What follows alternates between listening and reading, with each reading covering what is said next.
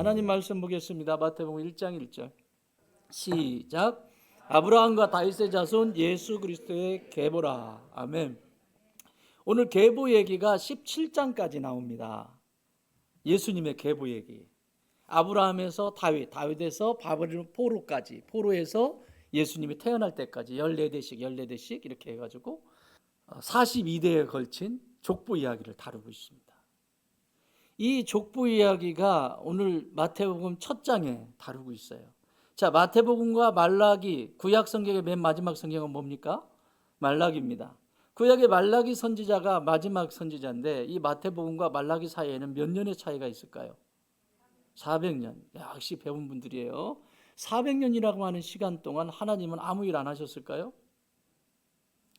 400년 동안 인류를 구원하실 예수님을 준비하십니다. 이 땅에 보낼 모든 인류를 구원할 길이 이거밖에 없기 때문에 400년 동안 하나님은 그 아들 예수님을 이 땅에 보내시기로 결정하십니다.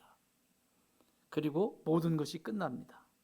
세계 역사 속에서는 500년에서 400년 사이에 동양과 서양 안에 여러 역사들이 있습니다.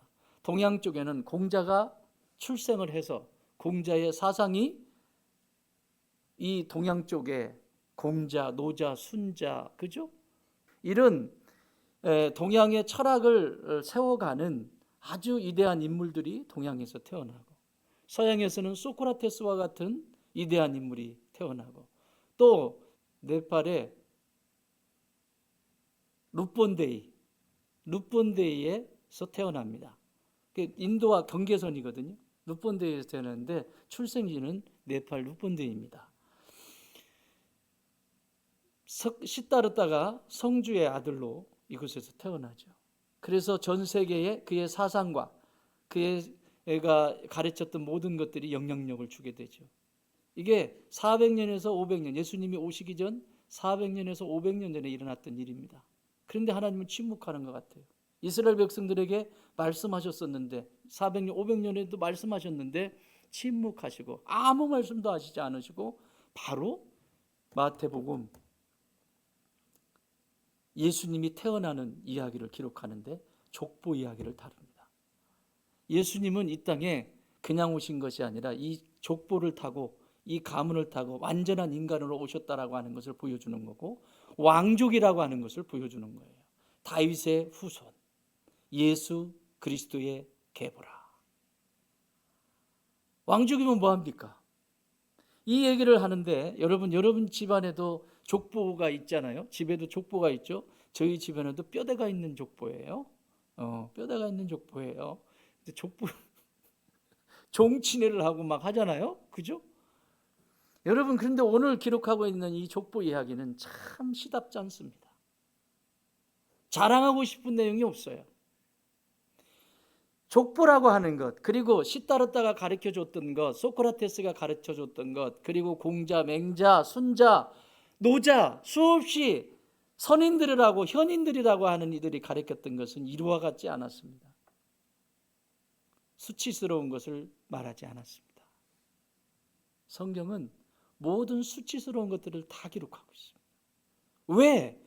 족보 이야기를 하는데 굳이 남자들만 쭉 얘기하고 끝내지 여기 5명의 여인을 여기 족보에 마태는 기록하고 있습니다. 여러분, 마태라고 하는 인물이 어떤 사람이죠? 원래 마가복음에 보면 이름이 뭐예요? 원래 레위입니다. 레위. 마태라고 하는 이름은 예수님이 준 거예요. 레위입니다. 레위라고 하는 뜻은 연합하다라고 하는 뜻입니다. 그런데 그의 직업은 세리였습니다. 연합해야 될 사람이 그때 당시 세리는, 지금은 세무서 하면 알아주지만 그때 당시 세리는, 세금을 거두는 사람은 로마와 손을 잡고, 삭개오도 세리였고 세리장이었죠. 세무서장이죠. 동족의 혈세를 빨아먹고, 그리고 또 세금을 안 내면 억지로 짐승들을 다 돈 못 내면 짐승 잡아와가지고 우유 그 한 컵에 먹고 사는 존재들인데, 가족들이 그것마저도 뺏어버리는 그게 세리들이었습니다. 또 국가 권력을 가지고 말을 듣지 않으면 집행해버리게 되는 이런 세리였습니다. 그래서 신분적으로 볼 때는 그 당시의 창녀들과 세리는 똑같은 수준이었습니다. 유대인들이 바라볼 때 창녀나 세리나 똑같다. 이게 그 당시의 문화였습니다. 레위는 창녀 수준에 있는 세리였습니다. 그랬던 레위에게 마가복음에서 예수님이 세관을 지나가시다가 고개를 들어서 착 돌렸는데 누구와 눈이 마주쳤어요? 레위와 눈이 마주칩니다. 그리고 그날 스파크가 일어난 거예요. 레위는 모든 걸 버리고 예수님을 따르기로 결정했고, 여러분 그동안의 삶은 어떻겠어요? 사람들이 욕하든 말든, 사람들이 나를 뭐라고 얘기하든 돈만 벌면 돼, 돈만 있으면 돼, 나는 돈만 있으면 돼, 이렇게 주장하면서 합리화하고 살지 않았겠어요?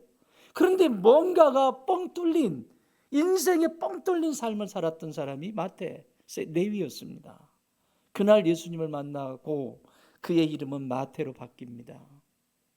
그 이름이 오늘 마태복음입니다. 하나님의 은총을 입은 자.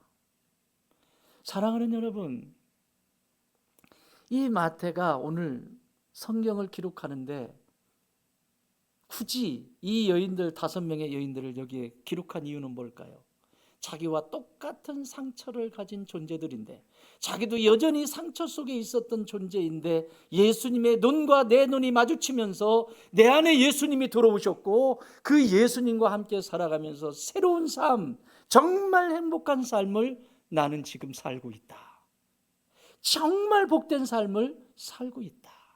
걸림이 없는 삶을 살고 있다. 자유한 인생이죠. 그런데 이 여인들도 그런 존재였다라고 말하고 싶은 거예요. 자, 5명의 여인이 나와요. 여러분 잘 아시는 다말, 라합, 룻, 밧세바, 그리고 밧세바가 아니죠. 밧세바는 밧세바라고 나오지도 않았어요. 뭐라고 나왔어요? 제가 읽지 않았지만 성경 열어놓고 보세요. 뭐라고 나왔어요? 우리아의 아내. 이름도 기록하지 않았어요. 우리아의 아내. 왜 그랬을까요? 추하다는 거죠. 실패했던 사람들이고 이들의 이름은 실패의 흔적이 있는 이름이고 상처와 수치를 연상케 하는 이름들이고 율법적으로는 매우 불편한 이름들입니다. 근데 왜 여기 이걸 기록했을까요? 한 사람씩 볼까요? 자, 보세요. 이들의 상처는, 보세요. 하나님은 지금 이 복음을 열어가는데 왜 이런 추한 것을 여기에 첫 장에 기록했냐는 말이죠. 이 족보 안에 굳이 넣지 않아도 될 이름들을, 특히 여인들의 이름이 들어있다는 사실입니다. 하나님은 그 이름을 지우시지 않으셨습니다. 그것이 마태복음 1장의 선언입니다. 하나님은 상처를 삭제하지 않으시고 구원의 이야기로 사용하셨다라고 하는 사실을 지금 믿음의 후배들인 저와 여러분에게 가르쳐 주고 계시는 것입니다. 오늘 이 이름들이 이곳에 우리의 이름이 있는 이유는, 이들의 이름이 있는 이유는 우리들의 상처 또한, 우리들의 문제 또한 사라지는 것이 아니라 하나님의 이야기가 되도록 드리는 것이라고 가르쳐 주는 거예요. 여러분, 상처라고 하는 것은 누구에게나 있습니다. 오늘 여기 5명의 이 이름을 가진 이분들의 상처는 다 다릅니다. 다말. 우리 상처를 한번 살펴보십시다. 먼저 이들이 가지고 있는 상처, 5명이 가지고 있는 상처, 다말. 이건 가족에게 버림받은 상처입니다. 결혼을 했는데 유다의 며느리로 들어간 거 아닙니까? 결혼을 했는데 아이를 낳지 못하고 큰아들이 죽습니다. 이 당시에는 수혼제라는 게 있습니다. 수혼제. 수혼제는 뭐냐면 형제 중에 형이 죽었어. 그러면 동생이 형수에게 들어가는 거예요. 그래서 대를 잇게 만드는 거예요. 유대인들에게는 이게 일반적인 법입니다. 하나님이 그렇게 정해 놓으셨어요. 대가 끊어지지 않도록. 그래서 아이를 못 놓고 형이 죽으면 동생이 형수와 사이에서 자녀를 잇게 하셨어요. 그런데 형이 죽었어요. 둘째도 들어갔는데 죽었어요. 오난도 죽었어요. 악해서 죽었죠, 오난은. 그죠? 그리고 어린 아이가 하나가 있는데 그것까지 죽을까 봐 유다가 며느리를 내쫓습니다. 말이 친정에 가 있으라는 말이지 너는 이제 우리 가족 아니다. 이거 누구의 뜻에 반한 거예요? 이거 지금 하나님의 뜻에 반한 거잖아요. 하나님은 지금 그 집에 아들이 없는 게 아니라 아들이 어리긴 해요. 어리지만 언젠가는 그 아들을 통해서 이 집의 대를 이어야 되거든요. 우리는 미리 알지만 유다라고 하는 지파의 유다는 다윗의 왕조예요. 다윗의 왕조는 예수님 메시아가 오는 왕조입니다. 그러니까 유다라고 하는 사람을 통해서 예수님의 족보가 지금 이어지는 걸 말하고 있잖아요. 그러니까 유다 지파의 대가 끊어지면 어떻게 되는 거예요? 심각한 문제가 생기는 거죠.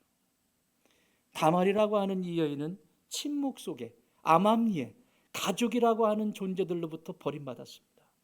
그런데 누구도 나를 알아주지 않고 버려버리는 이런 아픔, 이런 고통, 이런 눈물. 남편을 잃고 시아버지에게는 보호받지 못하고 가족들에게도 보호받지 못하고 생존을 위해 위험한 선택을 합니다. 그것은 하나님의 법에서 떠난, 여러분 이게 중요한 거예요. 하나님의 법에서 떠난 유다의 가문, 유다의 생각, 유다의 그것을 며느리는 뒤엎어버립니다. 여러분 우리가 이 땅을 살아가면서 여러 가지 상처들이 있습니다. 개인이 가정에서 성장하면서 부모로부터 받는 상처, 개인적인 상처가 있고 또 상처는 나도 어떻게 할 수 없는 국가적인 상처도 있죠. 우리로 말하면 제주의 4.3 사건, 광주의 5.18 이런 수없이 많은 한국전쟁, 수없이 많은 것들이 집단적으로 상처로 남게 됩니다. 이런 것들이 하나님을 알아가는데 방해가 되어버려요.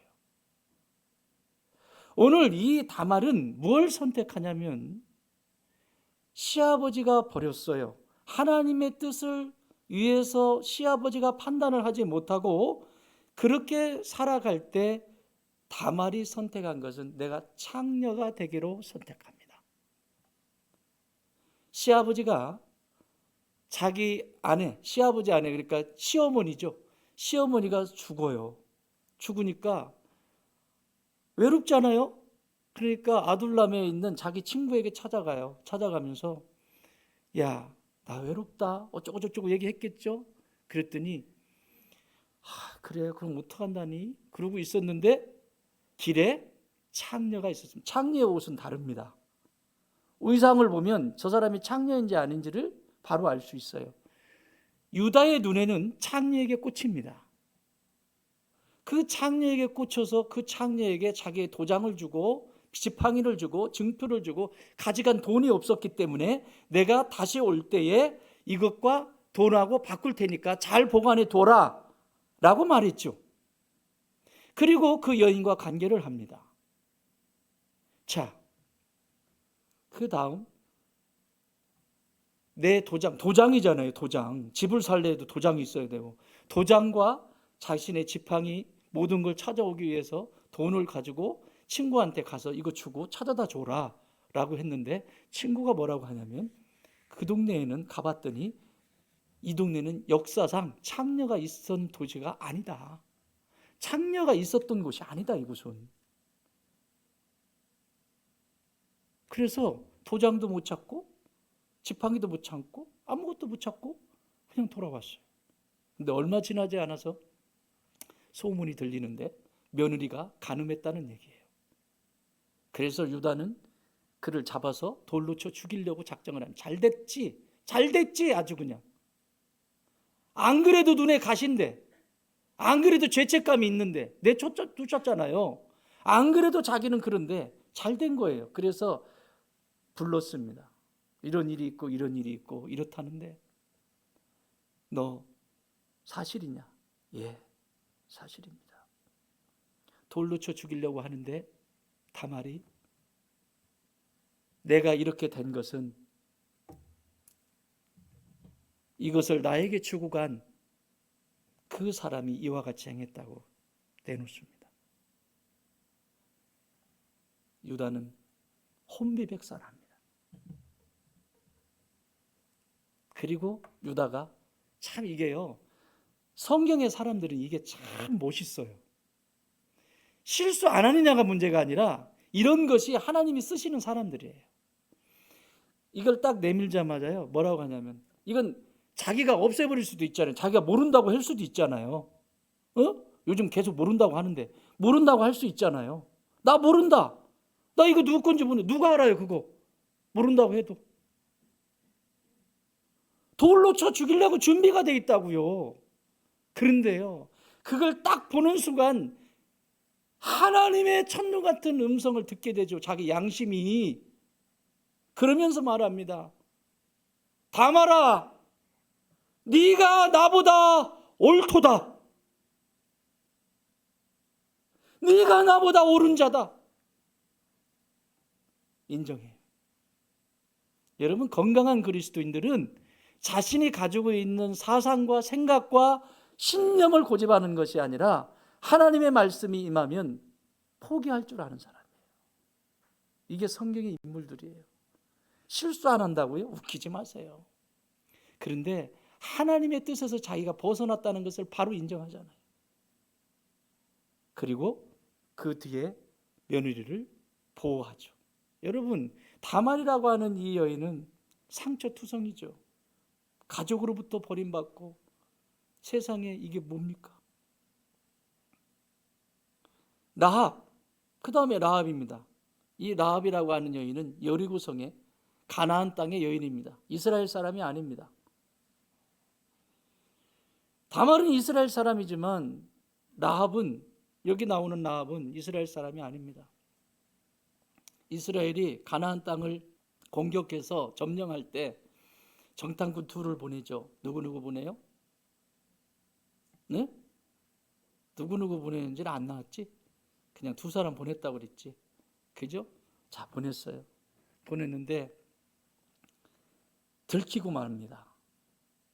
근데 이 들킨 이 두 사람을 라합이라고 하는 사람이 보호해주고, 또 자신들의 나라의 군인들이 왔을 때 이곳에 없다고 저쪽으로 달려갔다고 거짓말을 해주고, 그리고 보호해줍니다. 그런데 이 라합은 직업이 기생입니다. 창녀입니다. 과거가 지워지지 않는 여인입니다. 창녀라는 직업 자체가 낙인이 된 사람이고 사회적으로 배제된 사람입니다. 나는 이제 이미 끝났다. 나라고 하는 존재는 이러다가 죽는 것이지. 라합의 상처는 자신의 과거가, 창녀로 살아왔던 그 과거가 현재를 규정하는 삶을 삽니다. 이것은 사회 구조 속에서 받은 상처입니다. 그 가나안 땅이라고 하는 사회 문화 속에서 겪게 된 상처입니다. 여러분, 그런 도시가 있잖아요. 그런 나라들이 있잖아요. 그 문화 속에서 우리도 북한에 탈북하신 분들 이야기를 들을 때 얼마나 많은 고통들을 그렇게 우리가 듣습니까? 그 사회 구조, 그 문화 속에서 겪게 된 상처를 경험합니다. 다말이 가족에게서 버림받는 상처를 받았다면 라합은 문화, 그 시대의 문화 속에서 받는 상처입니다. 그런데 라합이 잘한 건 신앙 고백입니다. 이 두 사람에게 자신의 신앙을 고백합니다.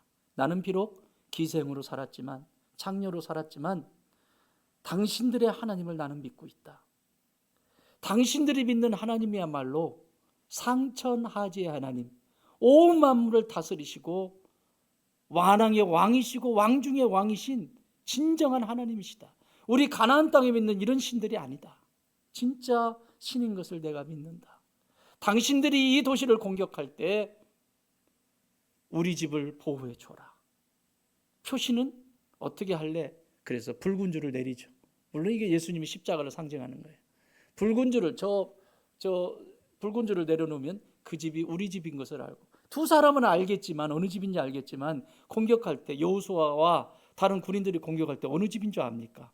그 표시를 보고 공격하지 말고 구출해 내라고 여호수아가 이 보고를 받고 지시를 합니다. 자, 라합의 상처는 그런 상처를 문화 속에 가지고 있었지만 그가 붙들었던 것은 언약입니다. 공통적인 걸 지금 얘기하는 거예요. 다말도 언약입니다. 룻, 이방 여인입니다. 그것도 모압 여인입니다. 족보에 올라올 수 없는 사람입니다. 이스라엘 법에는 모압과 암몬은 영원히 여호와의 총회에 들어오지 못하게 만들어져 있습니다. 그런데 이 모압 여인이 지금 예수님의 족보에 들어가 있습니다. 이것은 민족에게 고통당하는 이방 민족이라고 하는 상처죠. 버림받은 상처. 선택하지 않은 상실을 겪은 여인, 버려진 이방인, 남편을 잃고 보호망이 없는 미래. 과연 미래가 있을까? 아무도 책임져 주지 않는 인생. 시어머니를 따라서 베들레헴에 왔지만 하루 벌어서 먹어야 되는 여인. 그것도 얼마를 거둘 줄 모르는 궁색한 인생을 살한 이 여인. 룻의 상처는 하나님을 사랑했기 때문에 룻도 똑같은 고백을 합니다. 어머니 하나님이 나의 하나님입니다. 나는 그 하나님을 버릴 수가 없습니다. 어머니 하나님, 그 하나님만이 참 하나님이십니다. 모압 여인의 신앙 고백입니다. 이것 때문에 어머니를 따라갑니다. 이것 때문에. 어떤 일이 있을지 모릅니다. 풍족하게 먹지 못하죠. 당연히. 힘든 걸 선택한 거죠. 그런데 생각했던 것보다 더 힘든 상황이죠. 룻의 상처는 하나님을 사랑했기 때문에 그 언약을 붙들었기 때문에 받았던 상실, 민족이라고 하는 모압 민족이라고 하는 그 상처가 그 이방 땅에서 온 그 여인을 보면서 이스라엘 백성들은 쳐다보면서 환영을 하지 않습니다.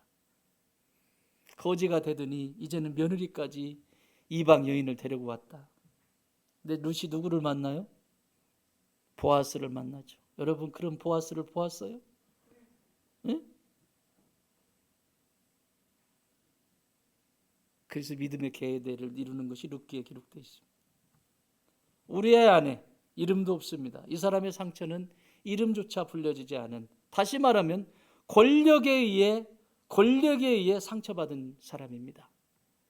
다윗이 왕권을 가지고 자신이 다스려야 될 백성, 자신이 보호해야 될 백성을 침탈해버린 겁니다. 하나님은 이 죄를 그냥 두시지 않으셨습니다. 다윗의 일생에 가장 치명적인 것이었습니다. 다윗은 하나님을 너무너무 사랑했던 사람입니다. 그러나 자신이 섬겨야 될, 자신이 세워줘야 될 백성을 찬탈해버린 사건이 이 사건입니다. 이 여인은 이름은 바세바입니다. 다윗의 신복 중의 신복인 우리아라고 하는 이 햇사람 우리아를 다윗이 죽여버리죠. 의도적으로 죽이죠. 이 여인을 얻기 위해서. 이게 그대로 기록되어 있다고요. 그래서 마태도 바세바라고 적지 않고 우리아라고 적습니다. 이름 대신에 사건으로 기억되는 여인, 권력에 의해서 찬탈되어진 그 사람이 얼마나 처참해지는지 그것을 똑똑히 보여주고 있어요. 지금 제가 이렇게 말씀을 드리는 이유는 여러분들이 상처라고 말하는 그 상처가 무슨 상처인지를 보란 말이죠. 난 상처 입었어, 상처받았어. 도대체 그 상처가 뭡니까? 그런데요, 그 상처를 가지고 있는 한 예수님은 닮아갈 수가 없습니다. 그 상처가 예수님 앞에 십자가 앞에 다뤄지지 않으면 그분을 닮아갈 수가 없고 천국에 소망을 두고 인생을 멋지게 살아갈 수가 없습니다. 죄의 상징이 되어버린 여인, 침묵 속에 남겨진 여인, 그녀의 상처는 자기 이름을 빼앗겨버린 상처입니다. 바세바라고 하는 이름을 빼앗겨버린. 마지막 여인 마리아입니다. 마리아는 설명할 수 없는 부르심을 받은 여인입니다. 세상에 결혼도 하지 않았는데 아이를 낳았다? 이것은 사회 규범적인 상처입니다.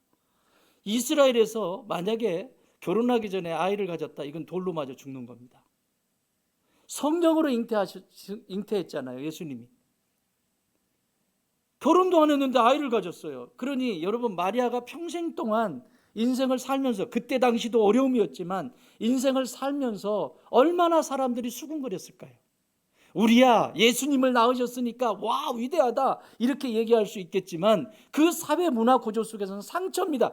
애를 배 가졌을 때도 상처고 아이를 기르면서도 상처고 수없이 많은 상처를 받으면서 마리아는 삶을 살아갔습니다. 하나님의 말씀 앞에 순종했다는 그것 때문에 이런 상처를 받습니다. 똑같습니다. 다. 뭐라고 얘기하죠? 깜짝 놀래요. 네가 아이를 가질 것이다. 깜짝 놀래요. 메시아가 너를 통해서 태어난다. 깜짝 놀래요. 그런 일이. 그런데 말하잖아요. 예. 주의 계집종이오니 주의 여종이오니 말씀대로 이루어지이다. 다 언약입니다. 다 말씀입니다. 다윗은 상처 덩어리였습니다. 그는 그 상처를 이렇게 대하며 고백합니다. 시편 34편 18절 여호와는 마음이 상한 자를 가까이 하시고 충심으로 통회하는 자를 구원하시는도다. 이 족보는 완벽한 사람들의 명단이 아니라 상처를 안고 살아낸 사람들의 기록입니다. 따라합시다. 상처는 탈락의 사유가 아니라 하나님의 부르심의 시작이다. 자기 스스로 탈락을 시켜요. 나는 이런 사람이니까, 우리 집안은 이런 집안이니까 자기 스스로 탈락시켜요. 왜 그래요? 말씀이 없으니까. 하나님이 나를 향하신 그 사랑, 그 언약의 말씀을 붙들고 이들은, 이 5명은 그 추함 속에서도 사회 규범이나 어떤 것 속에서도 그거 하나 때문에 살았습니다. 여러분, 이들이 이 족보에 오를 것이라고 생각하고 이렇게 했을까요? 그렇게 살았을까요? 아니요.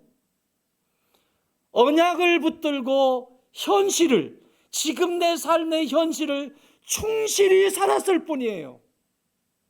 하나님을 믿고 그분을 사랑하기 때문에 내 인생은 그분의 손에 들려져 있을 때 가능하다라고 그 믿음 가지고 그 말씀 붙들고 현실을 누구의 탓을 하거나 원망을 하거나 그리 살지 않았다는 말입니다. 그거 붙들고 현실을 은혜 가운데 살았더니 후일에 예수님의 족보에 당당하게 올라가잖아요. 상처는 탈락의 사유가 아닙니다. 하나님이 부르시는 문턱, 시작입니다. 어떻게 위로하세요? 하나님은 상처받은 인생들을 위로하여 주십니다. 하나님은 상처의 맥락을 나보다 더 잘 알고 계십니다. 그러니 이 여인들이 그 치유를 받고 회복되잖아요. 이 여인들의 공통점은 하나입니다. 하나님이 침묵하시는 것처럼 보이는 시간들을 통과했다는 거예요. 뭐 붙들고? 말씀 붙들고, 언약 붙들고, 다말도 그 언약 붙들고. 쫓겨났지만 하나님의 방법이 옳지 않아. 이건 하나님의 뜻이 아니야. 하나님은 분명히 이렇게 말씀하셨는데 왜 내 시아버지는 그렇게 하냐고. 룻도 마찬가지. 하나님이 나를 선택하셨는데 내가 어떻게 버려? 그 하나님 어떻게 버려? 내가 이 모압 땅에서 이 신앙을 지킬 수 있을 것 같아? 아니야. 내가 별 욕을 얻어먹어도, 못 먹고 못 입어도 시어머니가 있는 그 하나님을 섬기는 그 나라 베들레헴에 갈 거야. 마리아도 생각으로는 도저히 이해가 되지 않고 말도 안 되는 얘기지만 하나님이 말씀하시니까 주의 계집종이오니 주의 말씀대로 나를 통해서 이루어지기를 원합니다. 그거 붙들고 산 거예요. 그 가운데 다말은 기다렸고, 라합은 숨어 있었고, 룻은 따라갔고, 밧세바는 말하지 못했습니다. 그리고 마리아는 설명하지 않았습니다. 오늘날 시대를 보세요. 기다립니까? 하나님이 숨어 있으라는데 숨어 있습니까? 꼭 나오죠. 룻은 따라갔는데 따라가요? 꼭 자기 생각대로 하죠. 밧세바처럼 말하지 않았다 그러는데 꼭 자기 말을 해야 되죠. 마리아는 설명하지 않았는데 꼭 설명을 해야 돼요. 그러나 하나님은 그 침묵을 기억하고 계셨습니다. 하나님의 위로는 괜찮다가 아닙니다. 너 괜찮아. 요즘 현대인들이 그냥 괜찮아 괜찮아 이 소리만 듣고 싶어. 아니 죄를 퍼질러 먹는데 괜찮아 괜찮아를 듣고 싶어? 어? 어떻게 하려고 감당하려고 그래 그거를요. 믿음의 사람들이. 하나님의 위로는 괜찮다는 말이 아니라 내가 너의 사연과 너의 상처를 너보다 더 잘 알고 있단다. 그 음성을 들어야지요. 내가 너의 사연, 너의 아픔을 네가 아는 것보다 더 많이 내가 체휼했고 내가 알고 있단다. 그 소리를 들어야 치유가 시작이 되는 거예요. 괜찮아, 괜찮아질 거야. 그냥 괜찮어. 그래서 이들을 치유합니다. 하나님의 이들을 어떻게 치유하셨는가? 세 번째 치유를 하는데 메시아의 족보에 당당하게 기록을 올립니다. 여러분 이들이 알았을까요? 그때 당시 그 아픔을 가지고 기다렸고 그렇게 살았을 뿐인데 하나님은 그 역사 속에 하나님의 역사 속에 이들을 완벽하게 치유하신 장면이 오늘 이 본문의 말씀이에요. 족보는 단순한 정보가 아닙니다. 이제 여러분 족보 읽으면 은혜가 엄청 쏟아지겠죠? 누구는 누구를 낳고 이걸 매일 이렇게 기록해놨대 여기다. 아유 진짜 뭐 쓸데없이 이런 걸 기록해놨. 족보는 단순한 정보가 아닙니다. 소속에 대한 선언입니다. 족보에 오른다는 의미는 버려지지 않았다는 증거입니다. 마치 이들은 5명은 버려진 존재 같잖아요. 그렇죠? 날바닥에. 하나님의 역사 안에 포함되어 있다는 선언이고 과거가 끝이 아니라고 하는 표식입니다. 하나님은 실패한 그것을 재료로 사용하십니다. 다말은 자신이 선택함으로 인하여 유다 가문을 보존합니다. 라합의 믿음은 메시아의 혈통에 들어가게 됩니다. 룻의 헌신은 다윗의 증조모가 되는 역사를 써내려갑니다. 마리아의 완전한 순종은 예수 그리스도를 잉태하는 통로가 됩니다. 치유는 문제가 사라지는 것이 아닙니다. 착각하는 경우가 있어요. 여러분 치유됐다고 생각이 안 나던가요? 그게 아니에요. 치유는 문제가 사라지는 것이 아닙니다. 하나님의 역사, 하나님의 이야기 안에 내가 다시 들어가서 재해석되는 거예요. 하나님의 역사 속에 나를 드릴 때 그 치유가 사명이 되는 것입니다. 그것이 별이 되는 것이죠. 하나님의 역사 안에 들어갈 때 인간의 상처는 하나님의 구속사에서 결코 낭비되지 않습니다. 그런데요, 이 과거에 이것을 끌어안고 계속 나만 상처 이거 하다가 아니 죽을 때까지 그거 하다가 예수님 앞에 서면 뭐 할 건데요? 무슨 말을 할 거예요? 나는 너에게 그 상처, 네가 가지고 있는 상처를 너무나 잘 안다. 네가 하는 것보다 나는 더 고통스러웠고 더 아파했단다. 그런데 그 상처는 네가 이 땅을 살아가는 동안 사명을 감당할 수 있는 시작이요, 문턱이요, 재료가 된단다. 이걸 가르쳐주고 싶은 거예요. 여러분 사람들 함부로 평가하지 마세요. 편견? 칭찬? 우리? 나한테 하지 말고 옆에 분에게 하세요. 우리?